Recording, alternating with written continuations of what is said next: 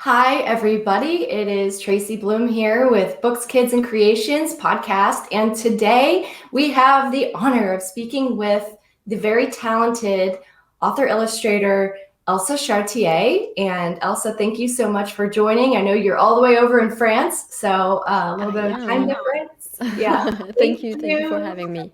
You're Really, welcome. really happy to be with you today. Yeah. So, for those of you who don't know, Elsa is a comic book artist and illustrator, or writer and illustrator. She's worked on countless projects, from Star Wars to Harley Quinn. You've written your own. Talk a little bit about some of the work that you've done and your creative process when you're bringing things like this to life.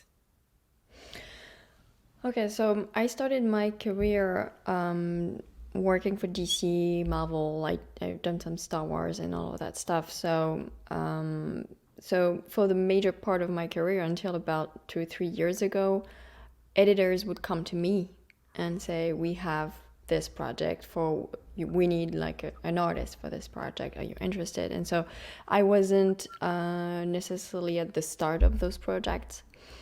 And in terms of my process, when from the moment that I say yes or no, if I say yes, then I get put in touch with a writer, and then they send me a script, and then we go from there. It's like when you're a kid and you're kind of with your friends, so let's make a comic book. Someone's gonna handle the script, is gonna handle the art, but it's pretty much the same when you're an adult.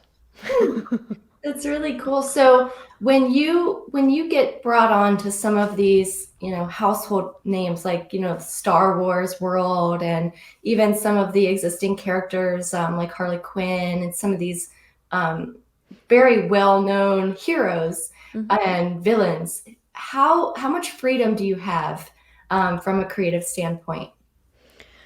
So I've been very lucky in the sense that I've worked on well-known characters, but the series that I was on were not the biggest series of the editors, which is for me great because they tend to allow you more creative freedom when it's a title that sells a little less.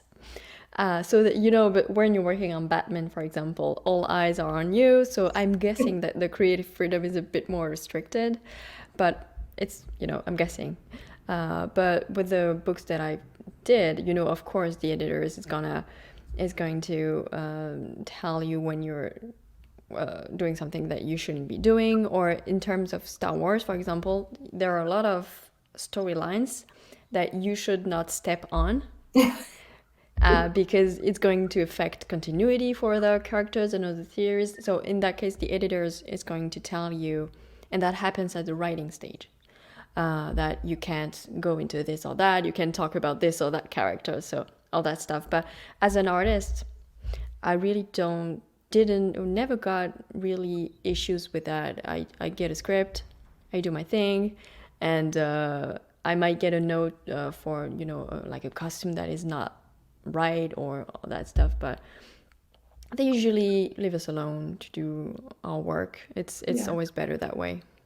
Yeah, is there any, so I read a while back that when you first started out, you went to Comic-Con with one of your books that you created and you Yeah. pitched that. Is that kind of how you broke into this world, was with your own invention and your own comic? Yes. Yeah, before being hired by DC and kind of got into the DC Marvel for a few years, I co-created my first book, which is the one that got me published in the States in the first place and got me in touch with editors. So we did that. We did a crowdfunding campaign. So for those of you who are not maybe familiar with it, you put a project online, and then people who are interested in it will pre-buy it. It's sort of a pre-sale, and Oh, then you get the money to produce said book. And so we did that for our very first book, and we took the extra money that we had left from the campaign to buy tickets to New York Comic Con, because like you said, we're in France, so it's kind of expensive to go to the yeah. States. And so we took that money, put it to good use, went there with the book, and pitched it and showed it to publishers, editors, and all of that. And we found a couple editors that were interested. We picked one, and that's how it all started. That's so cool. Well, I mean, it's really neat to see people who, I mean, because obviously your passion is in creating and illustrating and bringing stories to life, and you followed that passion and took a chance, and now look at you. Yeah, well, you know, I didn't start. I started out as an actress because I wanted to, work. When I went to, I'm passionate about movie and I wanted to work in movies, and so I did that for like 6 years, and it didn't work out. And I realized after too long that it wasn't for me. The industry and all of that, it wasn't for me, and so I left not knowing what I would be doing with my life, because I think I was 24 at the time, and I had like no real education past high school. And I thought, well, what am I going to do now? You know, I'm not going back to college. Right. This is not for me. I didn't want to do that at all. And then I discovered comics, and I got pulled in, and then when I finally found the medium that was right for me to express myself, which was comics, I focused on that, and I worked until I could make a living out of it. Yeah. And did you go through any kind of training, or did you study under anybody while you were developing your skills? No, no, because I think it's a human thing to want to draw. When every kid will pick up a pen, a pencil, and will start drawing, because it's the most, I think, the easiest ways to express ourselves. So it's something that most of us have in us, and we lose it when we grow up. Yeah. But for some of us, the interest of drawing and expressing ourselves through drawing is there. And I think that when you have that love for drawing or for storytelling, because comics is drawing plus storytelling, if you put your mind to it and put the hours in, because it took a long time for me to learn how to draw by myself, but I loved it so much that I kept to it until I was good enough to start showing my work. You can go to art school if you want the experience of art school. I didn't, and honestly, I didn't have the money for it. So I took the kind of the DUI route. It worked better for me. Yeah, and your work is incredible. Your work is so wonderful. And I was looking at just some of the characters that you've worked on, and I looked at, the Princess Leia Star Wars comic that you had, and she's riding on the back of the big creature, and then you have there's like the Harley Quinn, and there's all these other really cool Poison Ivy. Yeah, this is from a while back. I haven't worked on those books in so long. Do you have any favorites that you've done? Is there anything that just jumps out? I think I really like what my longtime creative partner Pierrick Colinet and I have done on the Star Wars Adventures books. I think it's, I don't know, there's sometimes you work on a book and it just clicks. It works especially well. And for this series, I don't know how many issues we did, but pretty much 7 or 8, something like that.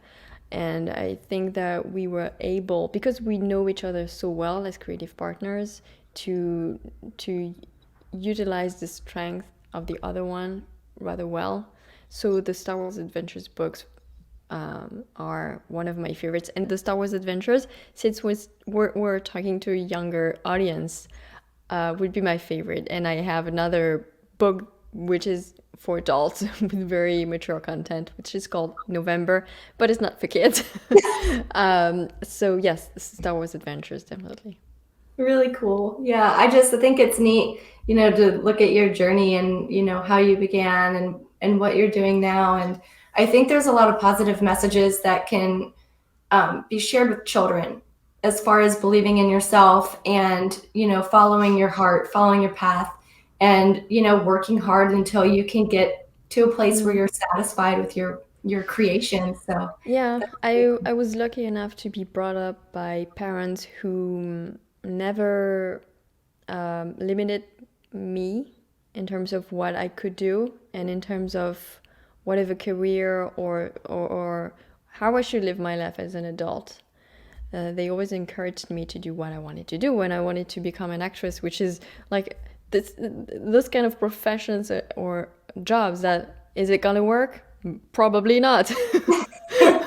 But they never like questioned my decisions, and they always told me, if you believe in it, if you work hard enough, just do it. And I think it's the strength that when you start life with that, it makes everything much easier. yeah, And I agree. when you don't have that, which happens a lot, Yeah, when that strength you have to find within yourself. yeah, It's a that's different really, journey. yeah, because some parents don't encourage their children to Yes. do new things, or they say you can't do that. But Probably most of the time out of fear. They don't yeah, want their children to fail or to be hurt. So they kind of go into something safer. right, I can understand. I'm not a parent, but I can understand coming from that angle. But it is so important to let your kids do what they want. right. Yeah, well, and I think even as an adult, trying new things, like during quarantine last year, we all had a lot of extra time to ourselves, and to get online and look at new ways to communicate, new ways to communicate with people, and new ways to, spend our time. And so I downloaded a bunch of different play scripts and tried to convert Oh, one of my fairy tales into a theatrical performance. And I thought, well, I've never done this before, but might as well try it, and yeah. Yeah, but definitely. And it's another thing that we tend to lose with adulthood is trying new things for fun. Kids yeah, do that naturally. All they right. have is free time. And as you grow up, it's important, I think, to keep that part of your brain alive. Oh, yeah, for sure. Whether you end up going in arts or not, you'll always be a better person, a happier person if you keep that child part of your brain alive. Yeah, yeah. I think that's something to be said about a lot of creative people, like whether you're an artist or you're a painter or a sculptor or whatever. I feel like there's always like that little piece in your mind, or maybe it's a big piece, that just always stays youthful and always stays creative. Yeah. And I think there's also a lot to be said about creativity in other jobs. Adults or teenagers that don't want to go into the arts but want to, I don't know, become a lawyer or anything. Keeping like a passion on the side, whether it's painting or movies or something that is creative, could have it usually has a pretty huge impact on your career or your life. Yeah. Even though you're not an artist, cultivating passions that you do on this side are important. Yeah. And so when you're creating, and if like, I would imagine you start off with maybe some sketching and then you add in color. Do you ever get stuck and feel like you can't, like, how writers get writer's block? Do you ever get stuck from an illustration perspective? Not really. I'm lucky enough that I don't get stuck. Sometimes something will be hard, Mm-hmm. and I know that the wheels are turning, and I'm making, it's a process. It's going slowly or slower than usual, and I know it'll take some time, but I'm never completely stuck. Like there's nothing. Right. So I'm lucky that I don't have that. And in terms of writing, it's pretty much the same. I wouldn't say that I get stuck, but it can take a while. Yeah. And I it's also important to accept that. Yes, yes, I think so too, because I found as a writer also that I spent like hours on one paragraph. And I'm like, what is wrong with me? Because I kept going back and tweaking and changing and thought, well, maybe if I did this. But I think when we talk to kids about creating stories, a lot of children think, you have to get it right the first time and there's no going back, no changing. And I think it's no, not necessarily. Yeah. And also the hard part are the fun, I think. The challenging part are the fun bits, because when everything's easy and just like blowing through when you have to do, it's fun, but it's less fun. It's the figuring out that is also that should be embraced. Yeah. The embracing the frustration and not giving up. Yeah. Yeah, that's really important. And I think too, when kids are younger and they look at what they want to be when they grow up, to your point, a lot of parents don't encourage their children to pursue a path of art. So for those kids who really want to be storytellers or comic book artists or artists in general, what kind of advice do you have for them while they're spreading their wings? You mean like in terms of convincing their parents, or just convincing themselves that they should do because it? there's two things. Yeah, I would say for themselves. Well, first of all, allow for the time to do its work. Cultivate the thing that you think you want to make a living out of as your passion, as you are a kid or a teenager. And you'll see if it's meant to be, if you feel like, okay, I want to do this out of my life. But allow yourself the time. Do not go head on, because it might not be for you. It might be a very fulfilling passion, but it might not be right for your job. So take that into consideration. And I really believe, and I think it's true, especially for art, if you are passionate, if you work, it's a lot of work. And if you make the necessary sacrifice to allow yourself the time to work, it will work out. I really think so. Yeah. And if you don't give up too early, because these things take a long time to, whether it's learning or just creating a career and have your first client and all of that, it takes a long time. I sometimes talk with people, older people, like 30 something, and they'll tell me, oh, but whenever you put something out, it works, and how do you do it, and what's your secret? My secret is I've been at it for almost 10 years. That's my secret. I never stopped, even when it was hard at the beginning, even when my books weren't selling, even when I could have and maybe should have, I don't know, gave up. I stuck to it, and that's how it worked. So be passionate, don't give up, and I don't tell people to believe in themselves, because it's like wishful thinking. If you don't believe in yourself, it's not because I'm telling you to do it that it's gonna work, but try and work on that and developing your confidence. It's hard, but it's important. It is. That's good advice, I think, for kids, because it's true. It does take a long time to get to where you are. I mean, I'm sure that your early work, there's probably a difference between your early work and your current work, I would think, from a craft perspective, because we're constantly evolving and we're constantly adding new skills and perspectives. So when you look at some of your earlier pieces compared to your, present ones, can you tell a difference? Well, yeah. I should hope so. The learning curve has been very steep. Yeah. Because I started to get professional work very early in my career. So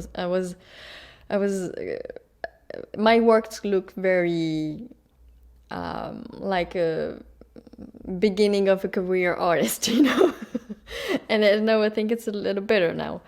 But yeah, of course, I did the mistakes that most beginner artists do. anatomy mistakes, perspective mistakes, all of those things that are really hard, and for which there are no other shortcuts than just practice. Right. So of course there is a difference, and I hope even now that the learning curve is a little less steep and then it's taken more time to improve this or that. I'm hoping that if we talk in 10 years, I would be able to tell you that, oh my God, yes, it has changed so much in the last decade, because I'm hoping to improve and change my work until the rest of my, until for my entire career. Yeah.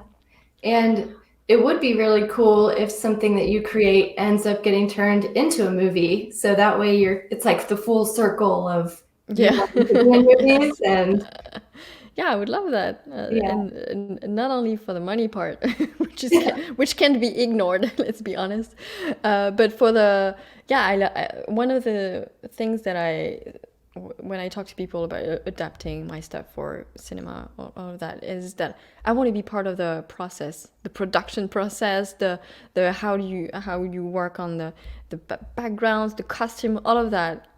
That fascinates me. That it has always fascinated me. And I'm hoping that as I move further in life, I will be able to discover and learn about all of that stuff. Yeah. Because it was really cool. One thing also that I think it's important to say for kids that want to go into the art is that you can be pluridisciplinary. You don't necessarily have to say, okay, I want to do comics, but I also love painting. Should I choose? You really don't have to choose. It can be harder to be on different fronts, but you don't have to choose necessarily. Now I am an artist. I make my living as an artist. I also write, and I also make videos about storytelling in comics. So it's technically, those are two different things. Right. But as an independent creator, no one's going to tell you what you should be doing.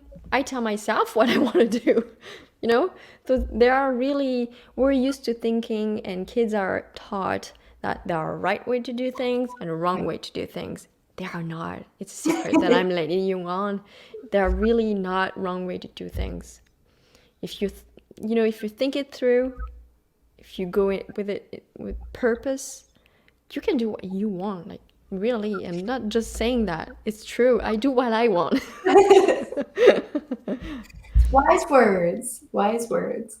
Yeah. Well, I think too, if you dabble in different things, sometimes they commingle and they become something even greater. So I think for an artist, the worst thing that you can do is stay in your lane. Right. No, just let yourself be inspired by other people's work, but also your own work in different disciplines. All of that feeds your creativity. Yeah. So do you have any cool I'm sure you do, new projects on the horizon that you'd like to talk about? Or can talk about? So I have a new book, a new series, comic book series coming up at Image Comics later this year. So it should be a project, that is gonna last for a few years. So that's great. And for kids that are interested in understanding comics and how you do comics, I have just launched a YouTube channel under my name, and I'm going over all of that. So if you're interested, check that out. You might, it might answer some of your questions. If you have specific questions, you can ask them in the comments, and I would be happy to answer them. And so the idea is kind of, to de-dramatize art. Yeah. Make it accessible and answering questions that might keep people that are interested in art, or kids that are interested in art, from actually taking that step and start themselves. Yeah. And are there any tools that you recommend kids get? Like, or do you do a lot in like just freehand sketching? I used to, not anymore, by lack of time, but also by lack of I I draw so much the last 8 years that I hurt my hand a little bit. So all of my drawing time is for my books. I can't draw on my free time anymore. But what I would recommend for a kid that is interested in comics or in art is to, well, let's say for comics specifically, you take your favorite comic and you look at at one panel and recreate it yourself, on a sheet of paper on the side, and try to ask yourself the question, why is that character placed here? Why is there a background here? All that kind of decomposing and understanding the decisions that the creator took. That is really, really a fantastic tool to learn comics. And then if you want to go further, is to actually take a page and on a sheet of paper on the side, okay, so panel 1, this happens, and you write what happens. So the woman is entering the mayor's office, let's say. Panel 2, she shakes his hand, all of that. And it will give you an insight into what you can put inside a panel and all of that. So that's a great tool and a great exercise to do. Yeah.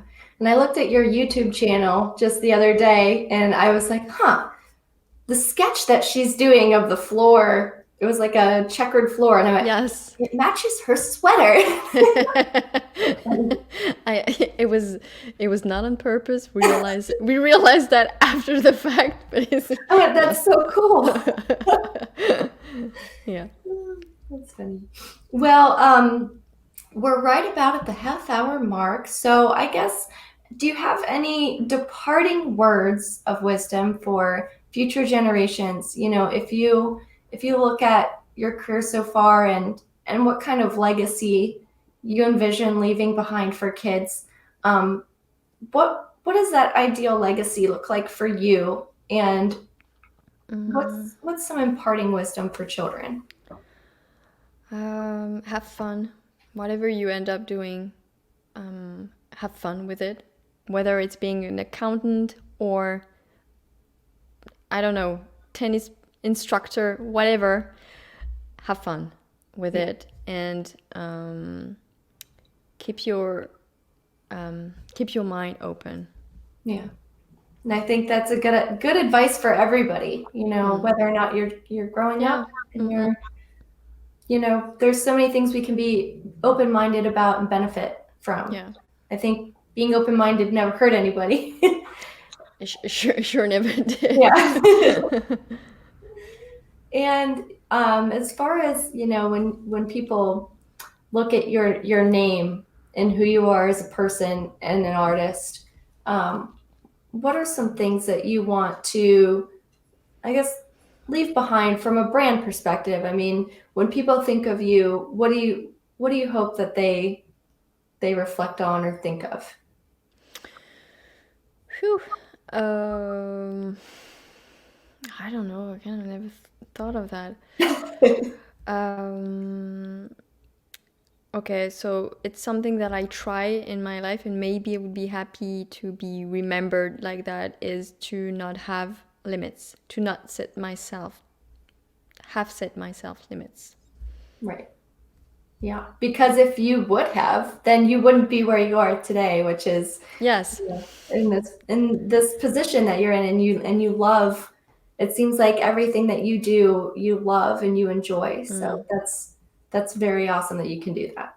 Yeah, because I was introduced very early in my adult life, from 18 or 16, because I left home really early, from 16 to 25 with dead-end jobs and jobs that were making me miserable, below minimum wage and all of that. And I was like, I need something that fulfills me, otherwise this is not going to work for me. Yeah. A lot of people do jobs and they're like, well, it puts food on the table, but I'm not happy. And some people are okay with that. I knew that I could never, go on living like that. Yeah. That's awesome. and good lessons there too. Well, I appreciate your time today, and I appreciate you sharing all of this information with our listeners. And I will post some links to your YouTube videos. Yeah. In the Great. YouTube That would be comments. great. Fantastic. Great. Thank you Yeah, so much. thank you again. Thank you for having me, and thank you for watching, everyone.